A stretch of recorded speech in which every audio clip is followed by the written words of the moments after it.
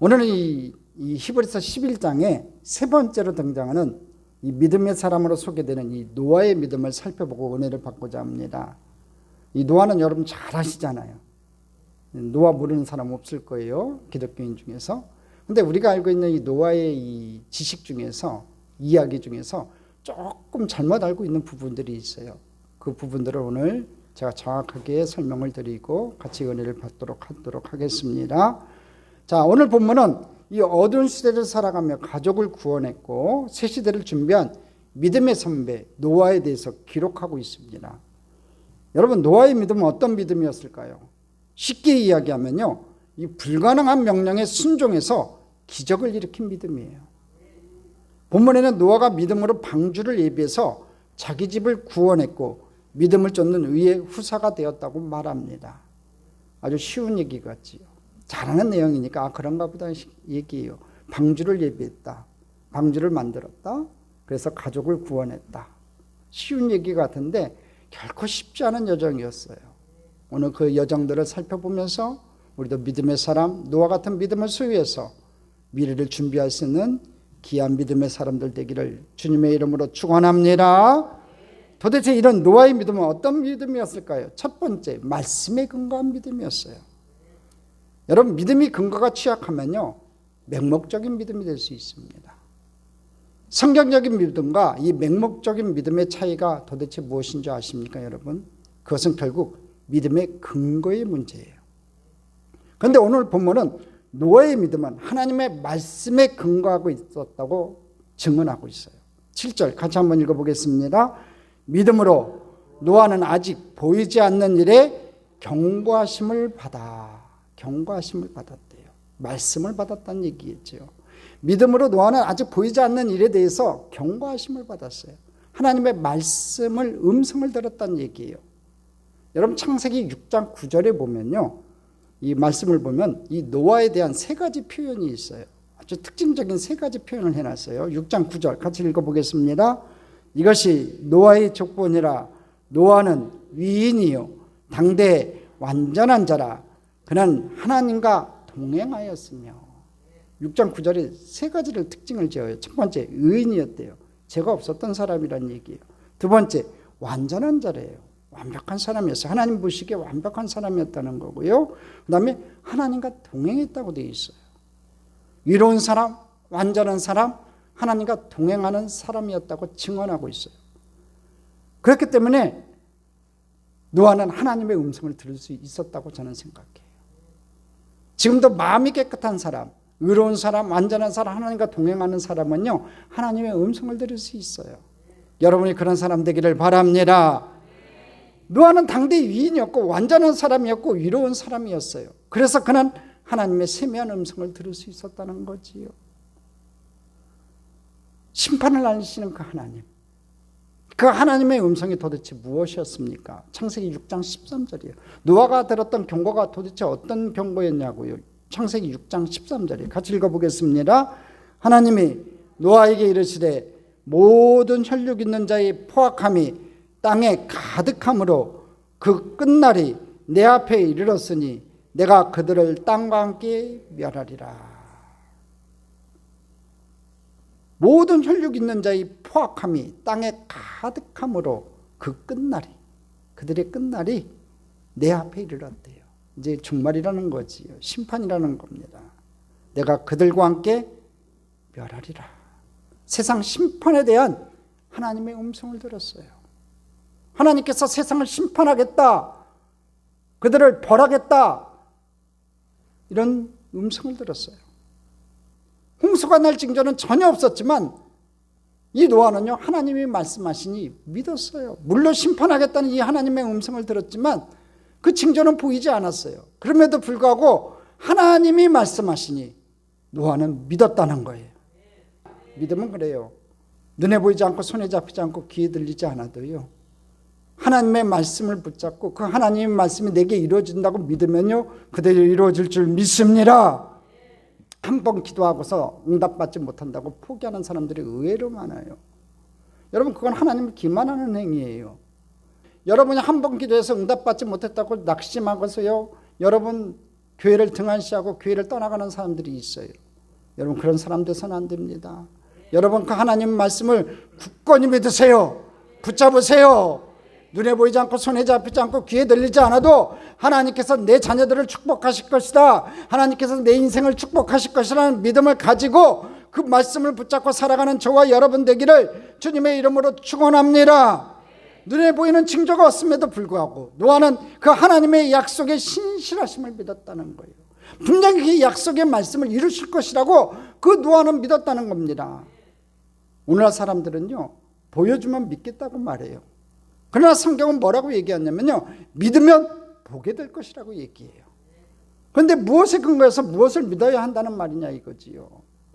오늘 우리가 살고 있는 이 포스트 모던 시대의 특징은요, 믿음은 말하지만요, 믿음의 내용을 따지지 말라고 얘기해요. 우리 시대를 이 포스트 모던 시대라고 해요. 그러니까 절대적인 가치를 상실한 시대예요. 절대적인 것은 없다고 얘기해요.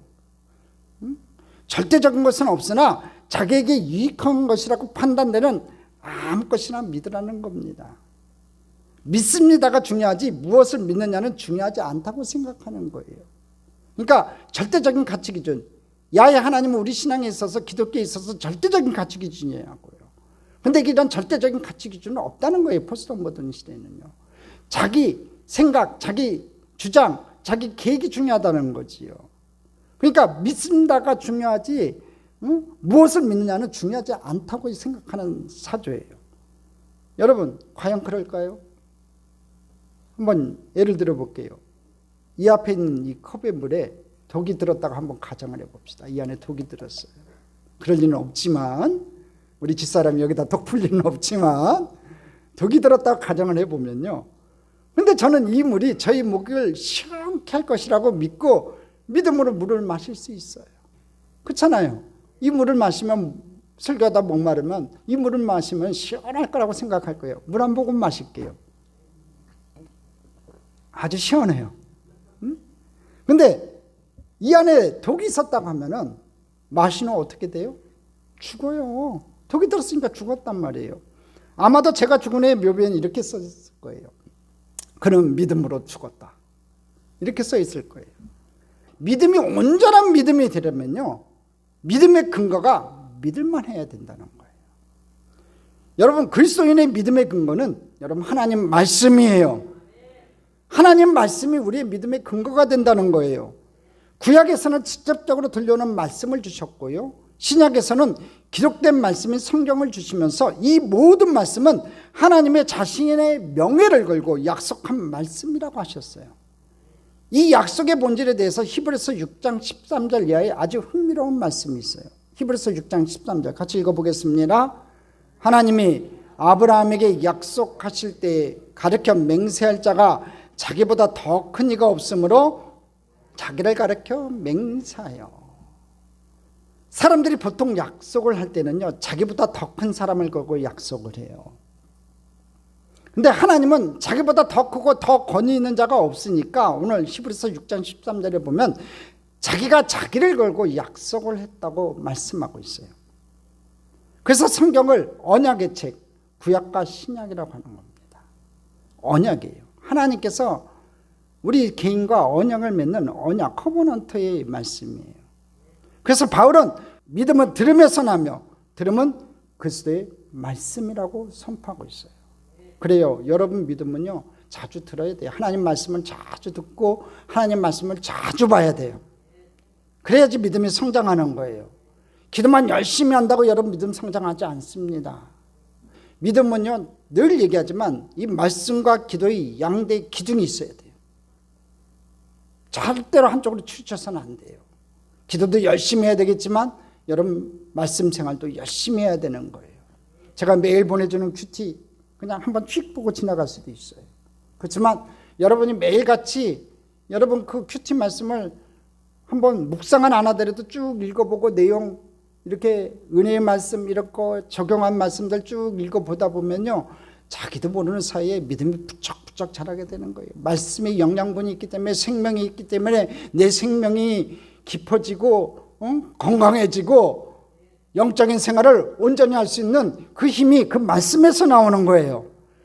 믿음은 들음에서 나며 들음은 그리스도의 말씀이라고 했던 이 바울의 선포가 맞다는 얘기입니다. 오늘 여러분 하나님 말씀을 즐거워하는 저와 여러분 됐으면 좋겠습니다. 우리가 보통 이 전도하다가 상대방이 너무 따지면요, 이 모르니까 안 믿는 사람들은 너무 따져요. 막 이것저것 막 따지고 이렇게 물어봐요. 그러면 보통 어떻게 얘기해요? 전도할 때 새신자한테, 이 전도하는 대상한테 뭐라고 얘기합니까? 그냥 덮어놓고 믿어요. 그렇게 얘기하잖아요. 그냥 덮어놓고 믿으세요. 이렇게 얘기하지 않냐 이거지요. 근데 참된 믿음은요, 덮어놓고 믿는 게 아니에요. 펴놓고 믿어야 돼요. 성경 말씀 펴놓고 믿어야 된다는 거예요. 이 확실하고 분명한 말씀에 여러분 믿음의 뿌리를 좀 내리세요. 여러분 노아의 삶이 흔들리지 않았던 건요, 그의 믿음이 이 말씀에 근거한 까닭이었어요. 하나님께서 주신 이 말씀을 신실하게 믿었다는 거지요. 오늘 여러분에게 주시는 그 말씀이 내게 이루어질 거라고 신실하게 믿고 그 말씀을 붙잡고 살아가는 저와 여러분 되기를 주님의 이름으로 축원합니다. 두 번째, 노아는요 준비하며 행동하는 믿음이었어요. 아까도 얘기했지만 노아는 하나님의 말씀을 믿었어요. 노아에게 들린 이 하나님의 음성은 아까도 얘기했지만 이 세상의 심판이었어요. 그러나 그것으로 끝이 아니었어요. 음성이 들린 것으로 끝이 아니었다는 거예요. 구체적인 실행 계획을 말씀하세요. 창세기 6장 14절이에요. 같이 읽어보겠습니다. 너는 고페르나무로 너를 위하여 방주를 만들되 그 안에 칸들을 막고 역청을 그 안팎에 칠하라. 자, 세상 심판하겠다, 이걸로 끝나지 않았다는 거예요. 명령이 떨어졌어요. 명령이 하달됐어요. 뭐예요? 방주를 만들려고 그래요. 명령을 받았다는 거지요. 자, 지금까지 이 노아의 이야기를 들으면서, 방주 이야기를 들으면서 이 방주에 대해서 잘못 알고 있는 것들이 몇 가지가 있어요. 첫 번째가 뭐냐면 이 방주의 재료예요. 옛날 성경에는 잣나무라고 기록이 되어 있어요. 그런데 오늘 성경에 뭐라고 되어 있어요? 고페르나무라고 합니다. 이 히브리 원어에 나와 있는 그 원어대로 해석하면 고페르나무가 맞아요. 근데 왜 옛날 성경에는 잣나무라고 했을까? 아마 고페르나무가 뭔지 모르니까, 한 100년 전에는 고페르나무가 뭔지 모르니까 조선시대에 흔한 이 잣나무가 이 고페르나무 것이라 생각을 했을 거예요. 한번 사진 보세요. 저게 이제 고페르나무의 하나예요. 이탈리아 이 시프러스 나무 중에 하나입니다.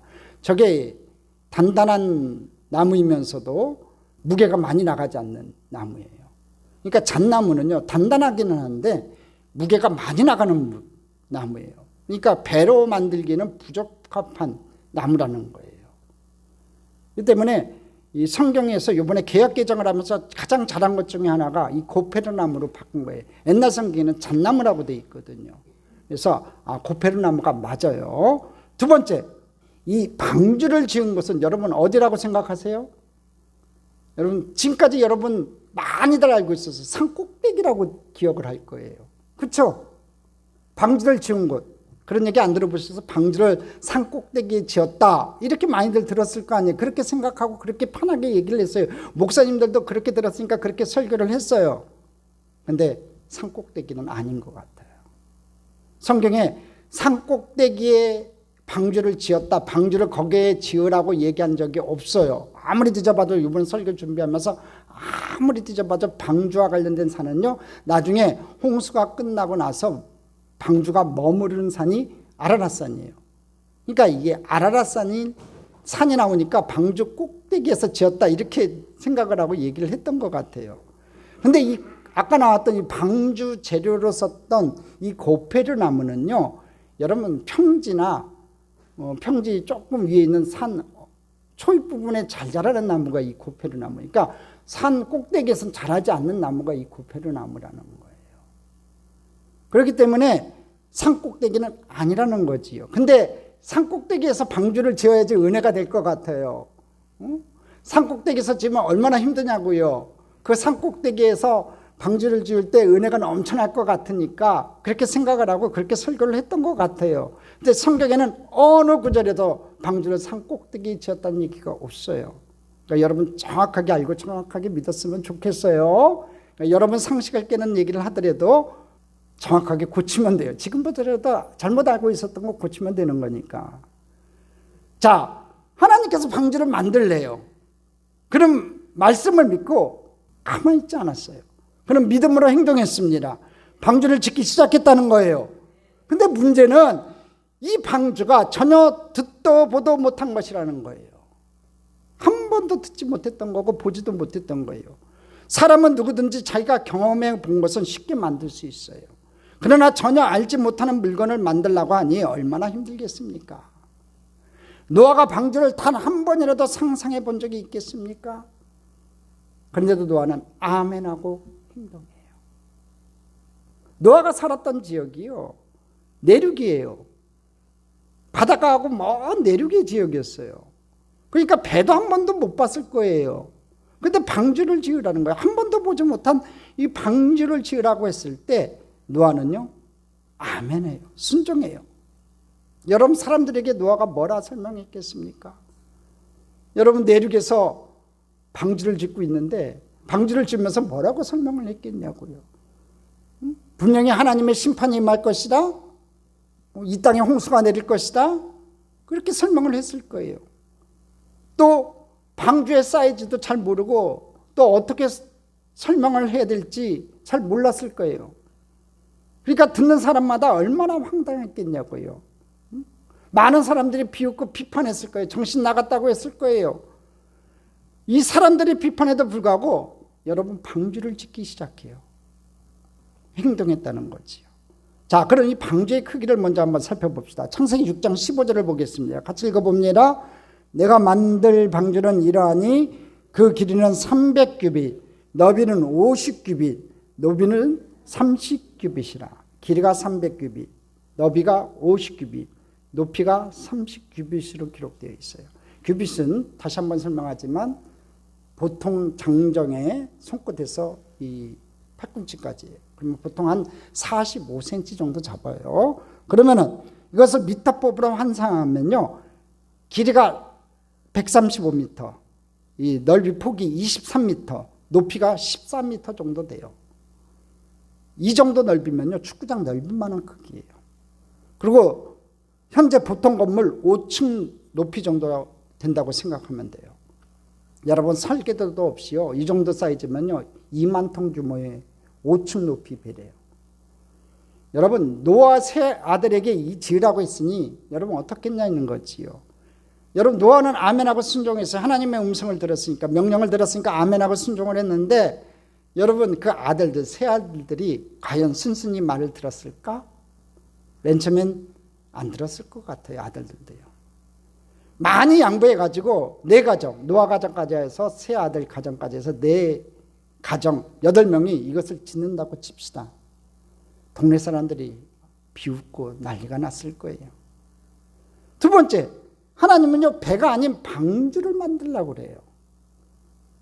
하나님께서는 배가 아니라 방주를 지으라고 말씀하셨어요. 배는요, 동력이 있어갖고 항해를 할 수 있는 반면 방주는 앞뒤가 없이 그냥 떠 있기만 하는 거예요. 제가 그림을 찾아봤는데 가장 알맞는 내용이지 않나 싶어요. 앞뒤가 똑같고요, 돛도 없고 키도 없어서 그냥 물이 가는 대로, 파도가 치는 대로 움직이는 게 저런 방주예요. 그러니까 이 방주를 움직이시는 분은요, 하나님이라는 믿음이 없으면 방주를 지을 수가 없는 거예요. 바다도 아니고, 여러분, 큰 강이 있는 것도 아니고, 내륙에서 저 방주를 지을 수 있는 건요, 이 방주를 움직이실 분이 하나님이라는 믿음이 없으면 방주를 지을 수 없다는 거지요. 여러분, 우리 인생의 배도요, 방주와 같다는 거예요. 저와 여러분요, 그 인생의 배, 이 방주와 같은 저와 여러분의 인생의 배, 이 방주도요, 하나님 앞에 맡겨야 돼요.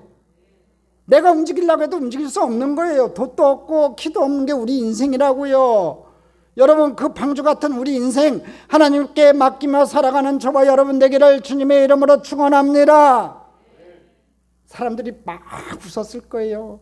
바다도 아니고 수백 킬로 내륙에서 방주를 지으니 얼마나 비웃었겠냐고요. 쬐끄만 방주도 아니고 큰 방주를 짓고 있으니 얼마나 웃었겠냐고요.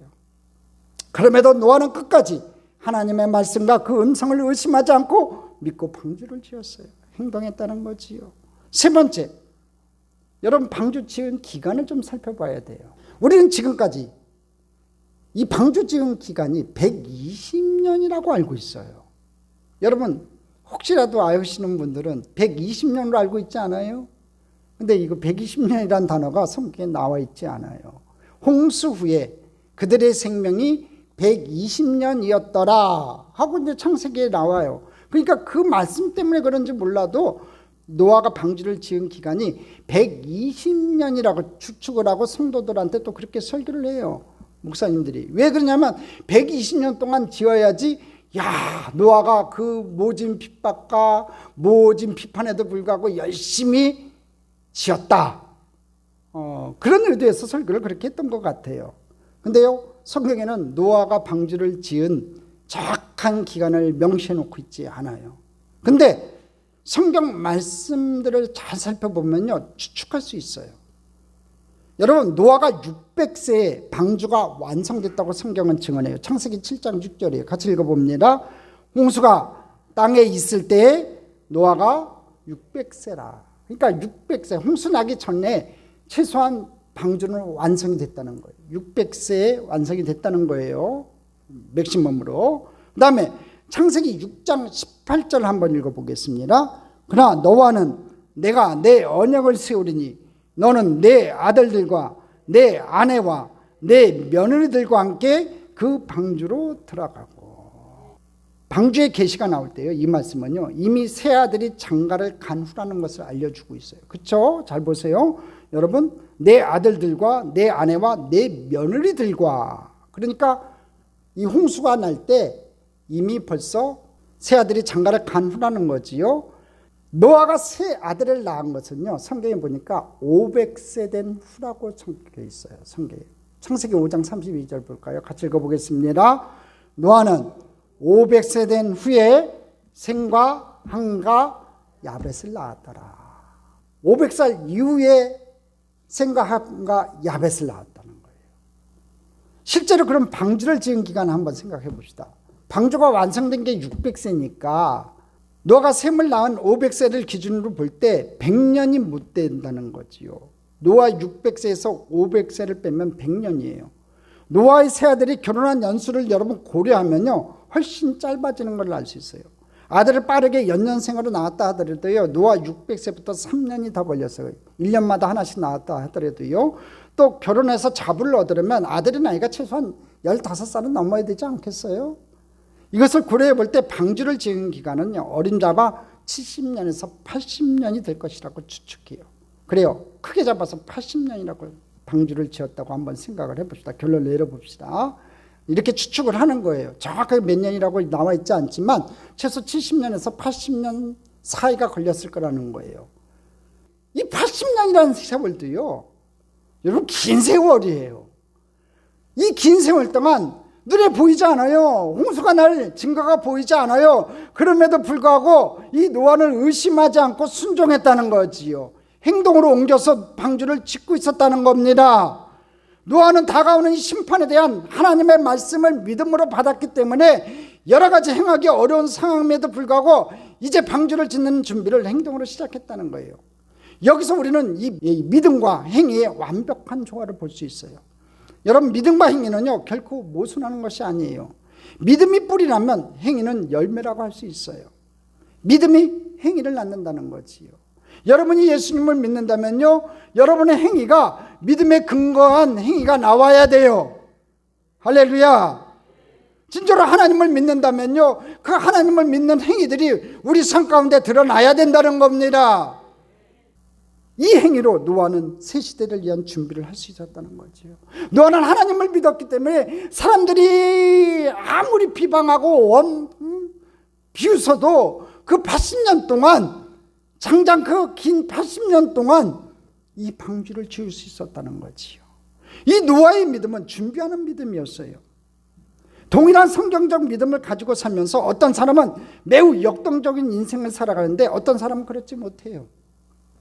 저는 결국 그 차이는 준비의 차이라고 생각해요. 어떤 사람은 믿고 준비하는데 어떤 사람은 아무것도 하지 않고 세월 좋아지기만은 기다려요. 야고보가 이런 사람의 믿음에 대해서 무엇이라고 말합니까? 죽은 믿음이라고 그래요. 행하지 않는 믿음은 죽은 믿음이라고 했어요. 오늘 저와 여러분이 산 믿음을 소유하기를 바랍니다. 행하는 믿음을 소유하기를 바랍니다. 준비하는 믿음을 소유하기를 바랍니다. 뭘 준비해야 돼요? 주님 오실 때를 준비해야 돼요. 주님 오실 때가 가까이 왔는데 여러분 너무나 세상 것을 취하고 있지 않아요? 세상 것이 소중하지요. 왜 인생을 살면서 세상 것이 소중하지 않아요? 그것을 다 버리라는 얘기 아니에요. 그렇지만 그보다 더 소중한 것은 여러분의 영혼의 구원의 문제예요. 우리가 방주를 탈 수 있느냐 못하느냐는 준비하는 믿음이라는 거예요. 여러분이 마지막 주님 오실 그날 휴거하지 못하고 이 땅에 남으면 7년 대환란을 겪어야 되고 여러분 크나큰 고통의 세월, 영원한 불못에 빠지는 그런 인생이 된다는 거예요. 저와 여러분이 준비해야 돼요. 주님 다시 오실 때를 준비해야 된다는 거예요. 저와 여러분이 그 마지막 때를 준비할 수 있는 믿음의 사람 되기를 주님의 이름으로 축원합니다. 깨어 기도합시다. 진정으로 이 마지막 때에 내 믿음을 온전히 하나님 앞에 보여서 그 구원의 방주에 저와 여러분 모두 다 동승할 수 있는 축복의 백성 되기를 주님의 이름으로 축원합니다. 믿음은 우리로 미래를 준비하게 해요. 여러분 역사는요 등불을 준비하는 이들에 의해서 발전되어 왔어요. 개인의 성공도요 땀 흘려 미래를 준비하는 자가 차지하는 거예요. 믿음도 여러분의 그 믿음도 미래를 준비할 때 구원의 방주에 들어갈 수 있는 거예요. 이웃의 비난을 감수하며 방주를 짓던 노아와 같은 믿음의 사람들이 필요할 때예요. 우리 대한민국에는 특별히 이 교회 다니는 사람들을 향해서 손가락 찰 때가 많아요. 이 코로나 때문에 이 기독교계가 너무나 핍박을 많이 받고 있어요. 코로나의 온상처럼 취급을 받고요. 여러 가지 한두 교회 때문에 이상한 그 한두 교회 때문에 신천지 때문에 온 기독교가 욕먹고 있는 세상이 됐어요. 그럼에도 불구하고 이때 이 어려운 때에 여러분의 믿음을 굳건히 붙잡고 내가 이 믿음만은 내가 놓치지 않겠다는 믿음을 가지고 주님 앞에 나와 기도하며 온전히 교회전을 섬길 수 있는 저와 여러분 되기를 주님의 이름으로 축원합니다. 쉽게 얘기할게요. 지옥으로 떨어지는 것과 천국으로 가는 건요 순간의 선택이에요. 이 어려운 시국일수록 여러분의 믿음을 보이세요. 목사님한테 보일 필요 없어요. 하나님 앞에 보이세요. 하나님 앞에 보이시라는 거예요. 여러분 믿음이 산 믿음이라면 그 믿음의 증거를 보이세요. 그럴 때 하나님께서 마지막 날에 그래 네가 믿음을 가진 자였구나. 의의 핍박을 받는 자였구나. 사람들이 조롱거리 속에서도 네 믿음을 지켰구나. 하나님께서 인정하시고 구원의 방주에 저와 여러분을 동승시키는 귀한 은혜를 베풀어 주실 줄 믿습니다. 세 번째, 경외하는 믿음이에요. 7절 읽어보겠습니다. 같이 읽어봅니다. 믿음으로 노아는 아직 보이지 않는 일에 경고하심을 받아 경외함으로 방주를 준비하여. 뭘로 준비했다고 돼 있어요? 경외함으로. 이 성경에는 이 경외라는 단어가 많이 나옵니다. 특별히 이 시편에 야훼를 경외하라. 오늘 묵도에서도 나왔지만 야훼를 경외하는 자는 복을 얻으리라 해서 이 경외라는 단어는요 쓰여질 때마다 조금씩 다르게 쓰여졌어요. 특별히 시편에는요. 근데 기본적인 뜻은 뭐냐면요 거룩한 두려움이란 뜻이에요. 거룩한 두려움을 가지고 하나님을 섬긴다, 믿는다, 하나님께 모든 것을 맡긴다 이런 뜻을 가지고 있어요. 그러니까 근본적인 뜻은 이 경외라는 뜻은요 거룩한 두려움이라는 뜻이에요. 한번 따라합시다. 거룩한 두려움. 거룩한 두려움. 하나님을 보고 그냥 막 이렇게 무서워서 떠는 어미하신 하나님, 심판하신 하나님만 보고선 그냥 부들부들 떨라는 얘기가 아니에요. 그것은 하나님께 대한 태도예요. 거룩한. 하나님이 거룩하신 분이기 때문에 그 거룩하신 하나님 앞에서 내가 죄인이기 때문에 제가 많은 죄인이기 때문에 두려움을 가지고 그 거룩하신 분 앞에 서야 된다는 거지. 하나님께 대한 태도예요. 여기서 경외한다는 말은요 노아에게 있어서 히브리서 11장 7절에 말한 경외함으로 방주를 준비했다고 했을 때 이 경외한다는 말은요 두 가지에 관계된 것으로 보여요. 첫 번째가 뭐냐면 이 노아는 말씀을 받아들이는 태도에 있어서 경외함으로 그렇게 했다는 거고요. 진정으로 하나님께서 내게 말씀하셨으니까 그 진실하신 하나님, 거룩하신 하나님이 내게 말씀하셨으니까 그 말씀만 받아들일 때 경외함으로 받아들였다는 얘기고, 두 번째 말씀에 의지하여 방주를 짓는 일에도 경외함으로 그렇게 했다는 거예요. 방주를 짓는데 대충대충 짓지 않았다는 거예요. 방주를 짓는데도 경외함으로 했다는 거죠. 거룩한 두려움을 가지고 했다는 거예요. 노아의 믿음은 호기심 수준이나 취미활동 수준이 아니었다는 겁니다. 진정으로 진지한 마음, 진실한 마음을 가지고 방주를 지었다는 거예요. 오늘날 신앙생활을 하는 교인들을 이렇게 살펴보면요, 관찰해보면요, 불행한 일이지만 이 신앙생활이 호기심이나 취미 수준을 넘어서지 못하는 교인들이 너무 많아 보여요. 취미는 기독교. 여러분, 기독교가 우리가 예수 믿는 게 취미가 돼서는 안 돼요. 여러분, 생명이 돼야 돼요. 여러분의 영혼의 구원의 문제가 달렸기 때문에 여러분, 예수 믿는 건요, 여러분의 구원의 문제가 달렸기 때문에 취미가 돼서는 안 돼요. 경외함이 없다는 거예요. 하나님에 대한 거룩한 두려움이 사라지고 있어요.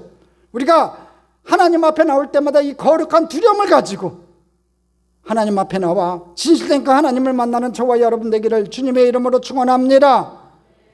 이 7절에 사용된 이 경외함이라는 단어를요, 보다 현대적인 단어로 바꾼다면요, 저는 진지함이라고 하고 싶어요. 진지함. 오늘 우리 시대의 한 특성은요, 이런 진지함의 결이라고 할 수 있어요. 영웅이나 스타를 꿈꾸는 사람은 많아도요, 진지하게 인생을 사는 사람은 그렇게 많아 보이지가 않아요.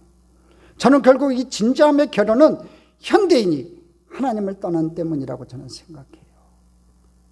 너무 가볍게 사는 것 같아요. 노아가 방주 짓는 일에도 진지할 수 있었던 이유가 뭐냐면요, 하나님 때문이었다고 생각해요. 하나님을 진정으로 경외함으로 받아들였기 때문에, 하나님 말씀을 진정으로 경외함으로 받아들였기 때문에 진지함으로 방주를 지었다는 거지요. 여러분, 우리에게도 잘 알려진 미국 사학가 가운데 제리 콜란젤로라는 분이 있어요. 제리 콜란젤로. 그는 미국 스포츠 비즈니스계에 가장 존경을 받는 최고 경영자, 소위 유명한 CEO 가운데 한 사람이에요. 그는 미국 CEO 가운데 자기 신앙을 감추지 않는 사람으로 유명합니다. 그는 공개적으로 자기 인생의 우선순위에 대해서 말할 때 첫째 하나님, 둘째 가족, 셋째 이웃에 대한 봉사라고 늘 고백을 해요. 그는 미국에서 최고로 권위 있는 최고 경영자상을 받는 자리에서 동료 사업가들에게 이런 유명한 충고를 남겼습니다. 친애하는 비즈니스 지도자 여러분, 성공을 목표로 일하지 마십시오. 성실을 목표로 일하십시오. 진지함이 우리의 라이프 스타일이 되게 하십시오. 저는 무일푼으로 사업을 시작했습니다. 그러나 저에게는 돈보다 더 소중한 성실이라는 값진 미천이 있었습니다. 저는 이 성실을 바탕으로 하나님을 믿고 하루하루 살아가기로 작정했습니다. 그것이 오늘의 나를 만든 힘이었습니다. 성공은 언제라도 무너질 수 있습니다. 그러나 제가 성공만을 위해 일했더라면 저는 벌써 오래전에 사업계를 떠났을 것입니다. 그러나 성실은 무너지지 않습니다. 저는 성실의 태도로 수많은 위기를 극복할 수 있었습니다. 하나님께 대한 나의 믿음은 나에게 이와 같은 삶의 진지함의 태도를 가르쳐 주었습니다. 그 하나님이 나에게 최고 경영자 CEO가 되어주셨다는 겁니다.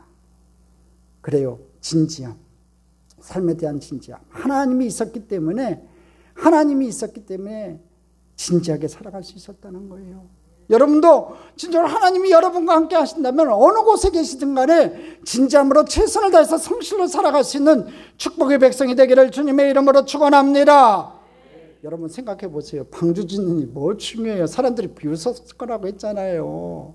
우선순위의 문제도 아니었을 거예요. 사람들이 봤을 때는 사냥하고 농사하고 뭐 이렇게 세상 것을 취하는 것이 우선순위지, 방주를 짓는 게 세상 사람들에게 우선순위일 수가 없잖아요. 비가 내리지도 않았고 홍수가 나지도 않은 상황이었기 때문에 그들에게 있어서는 방주 짓는 것은 아무것도 아니었어요. 그럼에도 불구하고 노아가 그 시간 동안 묵묵히 성실하게 하나님을 믿고 하나님과 동행하면서 방주를 지을 수 있었어요. 진지함. 하나님과 동행하십시오. 진지하게 살아갑시다. 성실하게 살아갑시다. 하나님을 믿는 그 부분에서도 신실하게 예수님 믿어가는 저와 여러분 됐으면 좋겠습니다.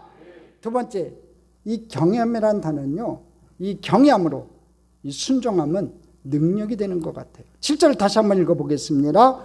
믿음으로 노아는 아직 보이지 않는 일에 경고하심을 받아 경외함으로 방주를 준비하여 그 집을 구원하였으니. 여러분 보십시오. 경외함으로 순종한 노아 한 사람의 믿음의 행동이요, 가족을 구원하는 능력으로 나타나는 것을 노아의 삶을 통해서 확인할 수가 있다는 거예요. 노아가 하나님 말씀에 순종하지 않았다면 노아의 가족도 다 죽는 거예요. 그런데 노아가 하나님 말씀에 순종했다고요. 경외함으로 순종한 이 노아는요, 경외함으로 순종한 이 노아 한 사람 때문에 노아의 가족이 구원을 받았다고요. 하나님을 경외함으로 순종함으로 여러분 불신앙의 남편을 구원하는, 또 구원으로 인도하는 아내의 신앙은요, 여러분 능력 있는 신앙이 되는 거예요. 하나님을 경외함으로 순종함으로 부모님을 구원으로 인도하는 신앙은요, 능력 있는 신앙이에요. 하나님을 경외함으로 순종함으로 자녀들을 구원으로 인도하는 신앙은요, 능력 있는 신앙이에요. 할렐루야. 오늘 여러분이요, 하나님을 경외함으로, 하나님께 순종함으로 여러분 주변에 있는 모든 사람들을 구원하는 귀한 은혜의 날이 되기를 주님의 이름으로 축원합니다. 오늘날처럼 여러분 가치관이 혼란되어 있고 흔들리는 시대에 누가 믿음의 승리자로 살아남을 수 있을까요? 여기에 대해서 해답이요, 예수님께서 마태복음에서 가르쳐 주셨어요. 마태복음 24장 38절로 39절에 보면요, 예수님은 이 종말론적인 시대의 징후를 이렇게 가르쳐요. 같이 읽어보겠습니다. 38절 39절 같이 읽어보겠습니다. 홍수전에 노아가 방주에 들어가던 날까지 사람들이 먹고 마시고 장가들고 시집가고 있었으며 홍수가 나서 그들을 다 멸하기까지 깨닫지 못하였으니 인자의 남도 이와 같으리라. 보세요. 홍수나기 전에 사람들 깨닫지 못했대요. 중요한 단어가 39절에 깨닫지 못했대요. 그러니까 먹고 마시고 장가들고 시집가고 있었다고 되어 있어요. 또 심지어 다 멸하기까지 깨닫지 못했다는 거죠. 아, 기후재앙이구나, 큰 기후재앙이구나 생각을 했지 이 종말이라고 생각하지 못했다는 거예요. 근데 중요한 단어가 있어요.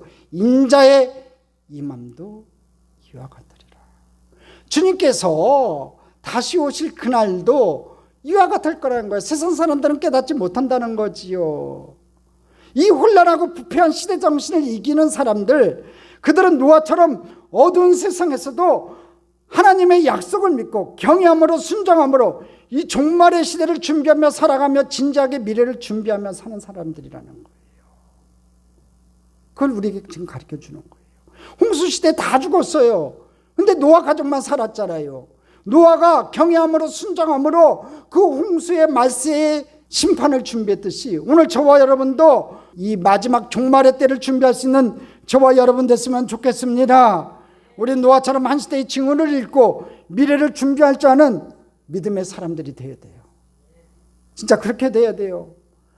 시대의 징후를 잘 분별할 줄 알아야 돼요. 자신의 미래, 가정의 미래, 교회의 미래를 여러분 준비할 줄 알아야 돼요. 여러분의 믿음 때문에 여러분 가족이 구원을 받아야 돼요. 여러분 주님 오실 날이 가까운 임박한 종말의 시대를 살고 있어요. 여러분, 저와 여러분이 있는 교단이요, 이 순복음 교단이 기독교 대한하나님의 성회가 이 큰 울타리로 치면은 어떤 파트에 속하냐면요, 오순절 교단에 속해요.